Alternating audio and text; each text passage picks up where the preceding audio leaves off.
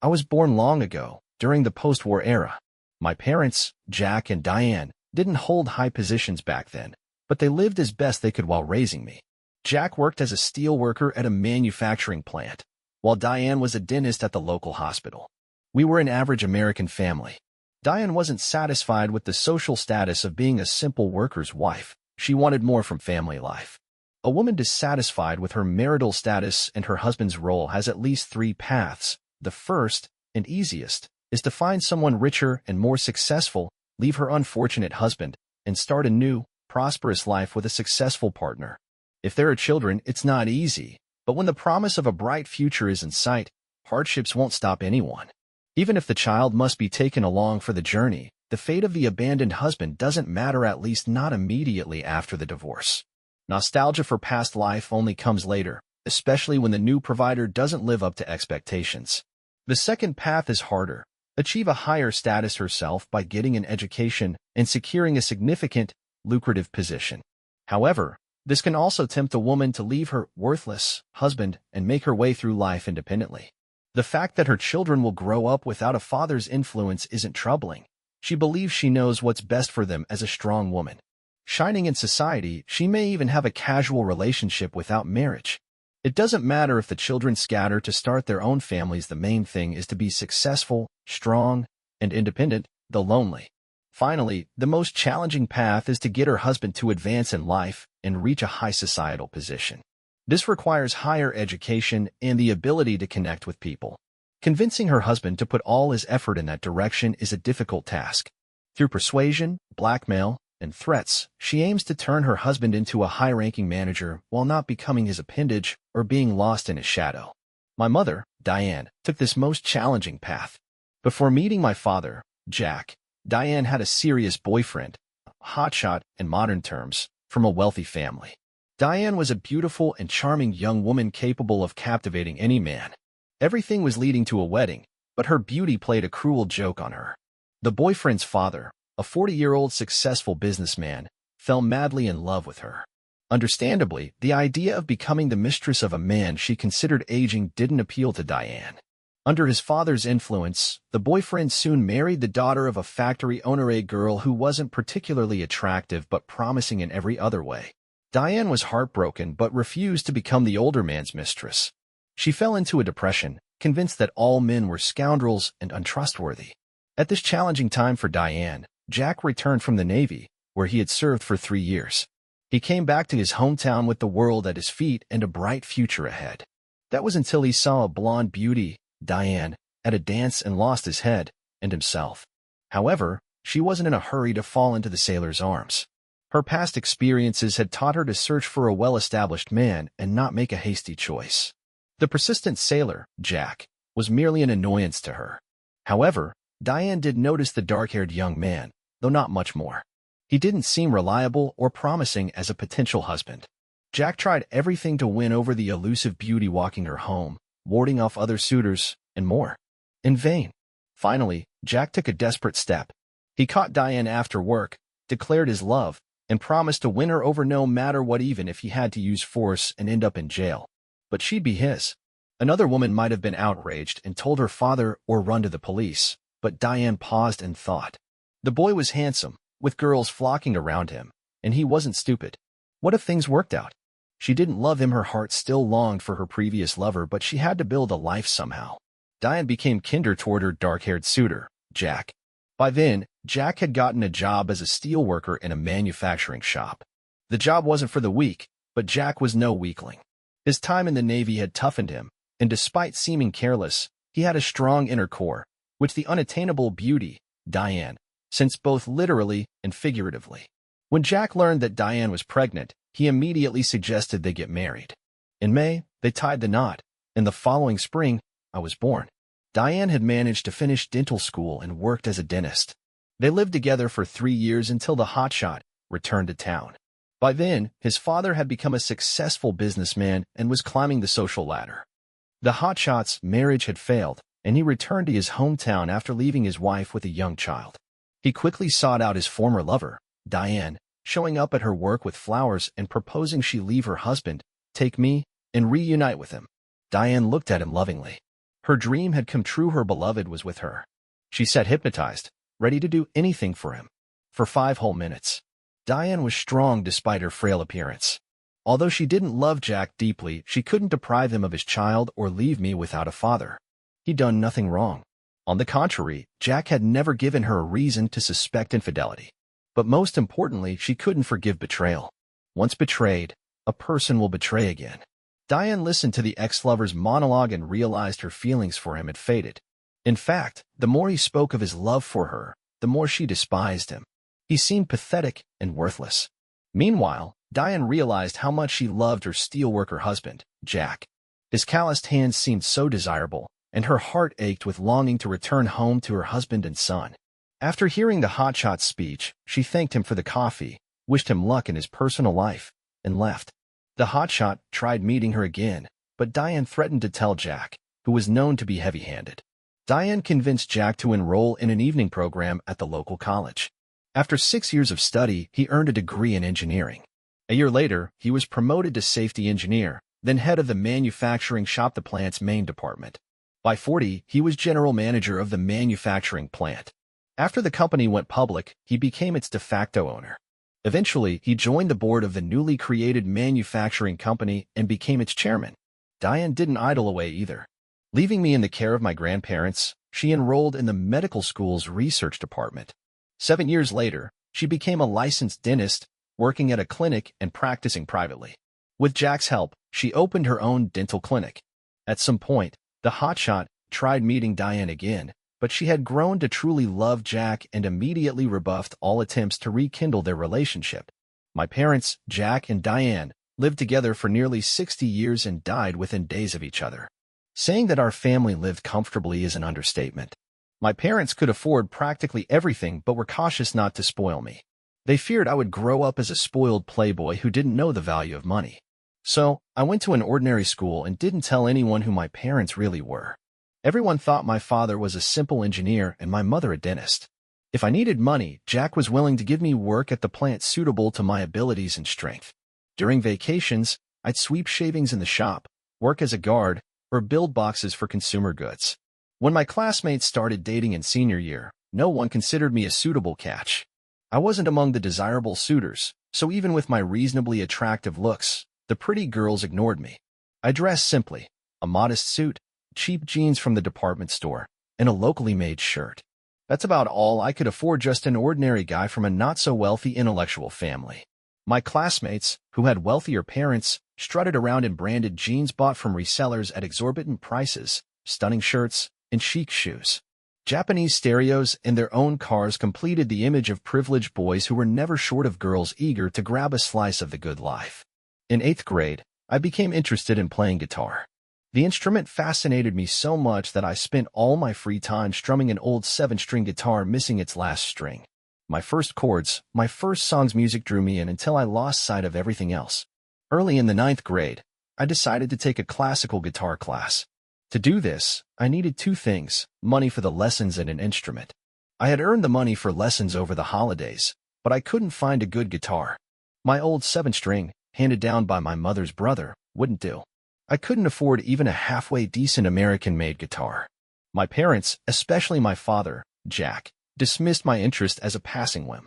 One evening, while Jack wasn't home, I sang some songs from Diane's youth. Nostalgia is powerful. She even shed a few tears. When I felt she had softened, I carefully asked her for the necessary amount. Tears are one thing, but Diane wasn't swayed by my emotional singing. She listened quietly, not saying anything specific. I had to start my studies with what I had. Time passed, and I stubbornly cut my fingers on the stiff guitar strings, but I didn't give up on my studies. By New Year's, I had made my first progress. I could now decently play classical guitar music from sheet music. Sometimes, in the evenings, I would shut myself in my room and play and sing with enthusiasm. I thought my parents, Jack and Diane, didn't care about my passion, but I was mistaken. Diane had been carefully observing my studies this whole time and finally understood that it was serious. She talked to Jack for a long time, and they made a decision. In March, when I turned 14, they gave me a German classical guitar. It cost a fortune and had been my unattainable dream. Then, a piano appeared in the house. They took me out of the studio and started inviting teachers to our home to teach piano, guitar, and singing. By the time I graduated, I played and sang excellently with a well-trained voice. I was planning to continue my studies and apply to the conservatory, but Jack intervened. "Music isn't serious," Jack said.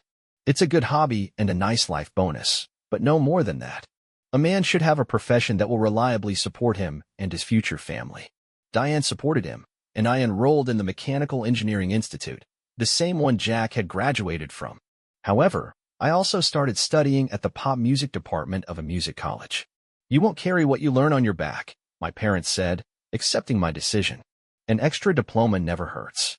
I still didn't share my personal life with my classmates at the institute, so they, especially the girls, remained unaware of who my parents were. I studied well and worked evenings playing on an old, beat-up piano in a cafe. I wanted to buy a good electric guitar and dreamed of playing in an ensemble. There were bands at our institute, but the demand to join them far exceeded the available slots, leaving me with no chance at all. Besides, no one wanted to take a guitarist without a guitar. In my third year, I got a girlfriend. She was in our department, in a parallel group, a cute blonde named Diana. We spent New Year's together, but it hadn't yet gone further. Things quickly moved toward that, though. I still don't know why I hadn't noticed her for 3 years, but we crossed paths at a lecture at the beginning of the 4th year, and that was it. I was struck to my core. My whole world focused on her. I thought about her all the time, tried to catch her eye, and followed her every move. She seemed to me the epitome of feminine beauty. I confessed my love to her, and in December, we got married. The dormitory provided us with a room. Though small, it was our own. For the first few months, Diana and I couldn't get enough of each other, and I literally dusted her off. Within 2 months of our married life, Diana got pregnant. My joy knew no bounds when the ultrasound revealed it was a girl. I can't even describe my feelings. But soon, I noticed that Diana was burdened by pregnancy. The prospect of becoming a mother didn't seem to excite her much. I chalked it up to the quirks of the female body, thinking it was a side effect of pregnancy.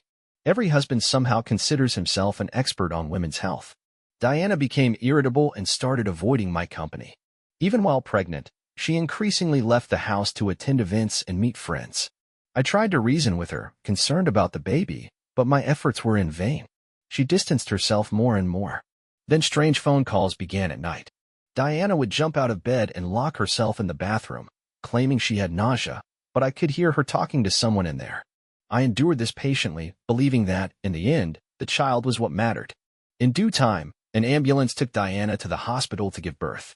It was October, and I spent the night on a bench near the maternity hospital. In the morning, a sleepy nurse in a crumpled gown told me that the girl was stillborn. My world collapsed. I had nothing left, no hope or purpose in life. That afternoon, I took Diana home. She was deeply depressed and sat staring at the same spot. The next day, she went to her mother's house, saying she couldn't stay home and that everything irritated her. A week later, a friend called me and said Diana hadn't left but was living with some man.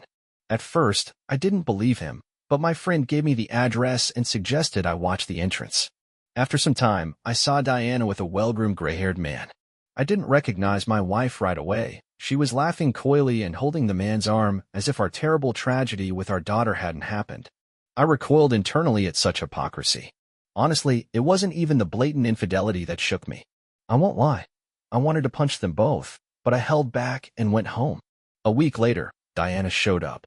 She looked like the epitome of cosmic grief, pale, with tears in her eyes, and clearly displaying her sorrow. I almost gagged in disgust. In the end, I showed her the photos and told her I knew about her exploits. Her reaction was predictable. "Loser. It's all your fault. I don't want to live in poverty. I deserve better." I silently listened to Diana's shouting, knowing I no longer had a wife or a daughter. Diana left the institute, filed for divorce, and took off with her new lover either to New York or Los Angeles. I didn't care where she went or what happened to her. Her new boyfriend was either a banker or businessman.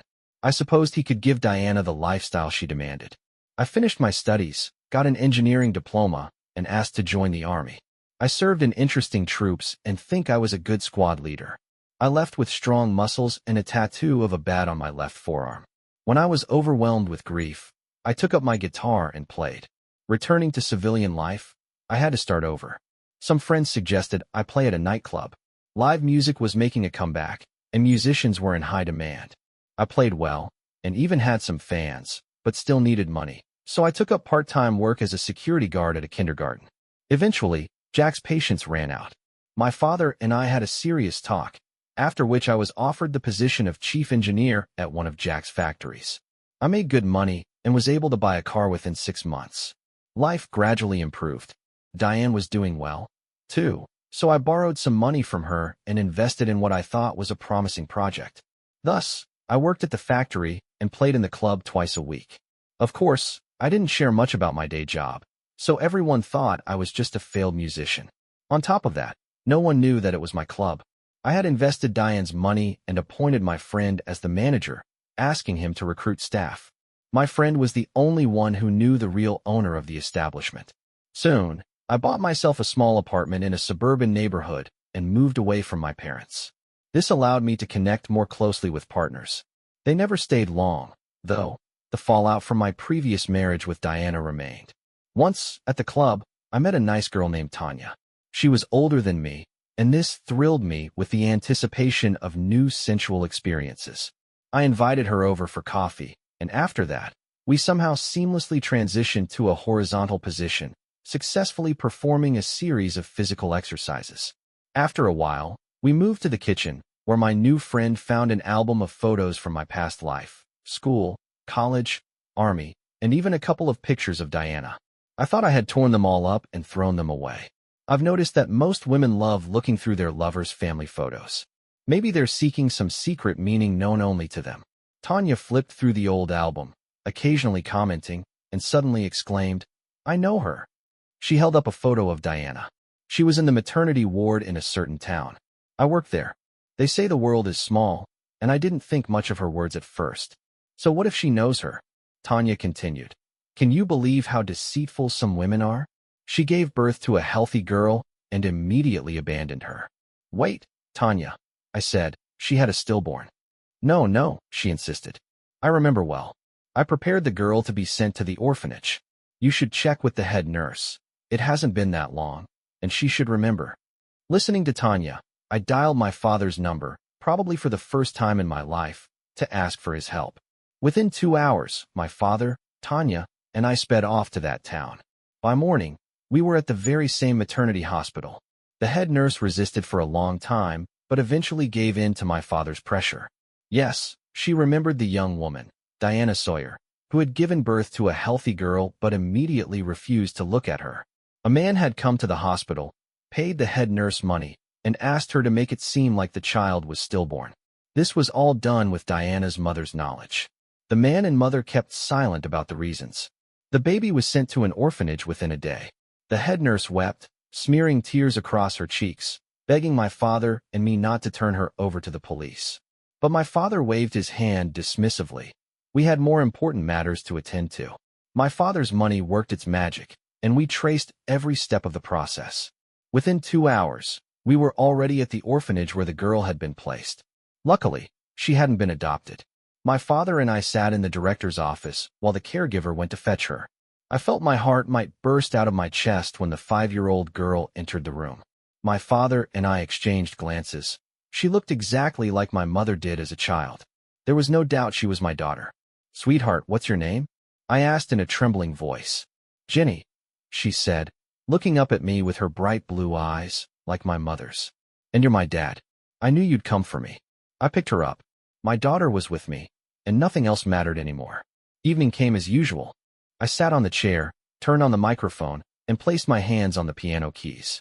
I felt the instrument's energy and was in the mood for something lyrical, something like the blues. I silently tuned myself to the music while Grandpa stood nearby. I was in my usual budget jeans and white shirt, and the dim lighting meant my figure bent over the keys didn't stand out much. The hall was noisy, and it felt like the people there were celebrating a major event, like our national soccer team finally winning the World Cup. The familiar waiter placed a cup of coffee in front of me. "It's packed. We've made 3 rounds already. Congratulations." I finished my now cold coffee and took the first chord. I played softly. My music was no match for the hall's noise. I played an old New York blues piece in my favorite key of a minor, which allows for improvisation. My fingers roamed the keys, producing the main theme. I could hear the sound of rain falling on the gray city streets, the laughter of couples seeking shelter, the tires of passing yellow taxis scattering puddles, and the longing of a lonely heart yearning for a woman who had abandoned a simple working guy for a rich and successful man.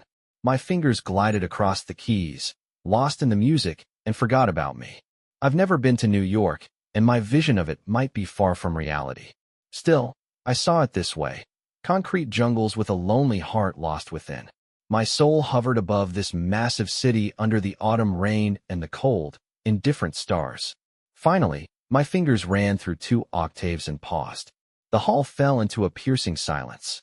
People looked at the stage, tears frozen in some of their eyes. The waiters stood still with trays in their hands, and even Aunt Claire, the barmaid, peered out from behind her counter, wiping her teary eyes. Lonely claps began, eventually growing into applause. Someone shouted, "Bravo!" But all things come to an end, and soon the hall resumed its usual buzz. Forks and knives clattered against plates, girls laughed shrilly, and I bowed and began packing up. It was late, and I still had a long drive home. The musicians planned to celebrate some event at the club, but I refused. The disco's noise and fuss bothered me, especially with work and the airport awaiting me the next day. I wasn't a professional musician. I played here on Wednesdays and Saturdays, getting paid a small amount. It wasn't about the money. I just needed an outlet, something to escape the daily grind. Well, that's all, I thought, putting on my jacket and nodding to the guys as I headed to the exit. "Nick," I turned. "I didn't expect to see you here." A well-dressed young woman, surrounded by the scent of expensive perfume, pursed her lips disdainfully. Then again, it's not surprising. A nightclub is your scene. She smiled contemptuously. "You still play well, though." "Hello, Diana. I'm happy to see you too." I tried to muster a smile. "I see you caught your bluebird." Before me stood the woman who had shattered my life and crushed my hopes for simple happiness. She stood there smiling, hating and despising me at the same time. Yes, a failure like me belongs in a nightclub. "Darling, everything okay?" A man approached and took Diana's arm. "Everything's fine, dear. I just met an old acquaintance." I walked past them without saying anything and headed for the exit. It was late fall, and a drizzle fell outside. I lit a cigarette, raised my collar, and walked along the damp buildings. My mind was numb, and my heart ached. All right, 100 grams of whiskey, and this gloom will disappear. My Porsche was parked where I'd left it, its front wheels against the curb. I threw my jacket into the back seat and settled into the driver's seat. The car started immediately, purring like a well-fed cat. It was about an hour's drive home, but I wasn't going to my apartment. Despite the persistent drizzle, I wanted to head to my country house. The crackling of firewood in the fireplace, the amber color of fine whiskey, and most importantly, the silence soothed my soul, pushing away all worries. I left my car in the driveway, grabbed my jacket, and climbed up to the porch. Claudia had already left, but dinner was on the table. There was a note beside it. "Nick, your mom called several times and asked you to call her back." I remembered I'd turned off my phone before performing. I dialed my mom's number, and she answered immediately. "Nick, remember that we're flying back tomorrow." She was back to her usual self. "You must pick us up. Jenny misses you very much." "Mom, I'll be there for sure. Don't worry. I've prepared warm clothes for her. Everyone is waiting for you both, especially Jenny. Claudia baked an apple pie for her." "Good, Nick. Your father sends his regards." My mother hung up. Mom quickly took to being a grandmother. Dad resisted a little longer, but also couldn't let go of Jenny. They took her to Hawaii for a month, and tomorrow they were returning. At 2 o'clock, the driver dropped me off at the airport. I stood among the crowd, and I noticed a striking young woman, Diana. I'd been seeing her more frequently lately. My ex was also scanning the crowd. When she spotted him, she waved. The distinguished gentleman embraced her leisurely and kissed her lightly, but his eyes wandered past her to a young blonde who blew him a kiss. "Daddy," that familiar, ringing voice could be recognized among thousands. Jenny hugged my neck and kissed me. "I missed you so much." People turned to us, smiling. Diana also turned toward the child's voice and froze. Her face wrinkled as if she were about to cry. Diana couldn't tear her eyes away from Jenny and me. Her trembling hand held a scarf to her throat. The wheel of fate had turned, and she understood everything. As we got into the car, The waiting room window offered a good view of the beautiful young woman who had destroyed her own happiness.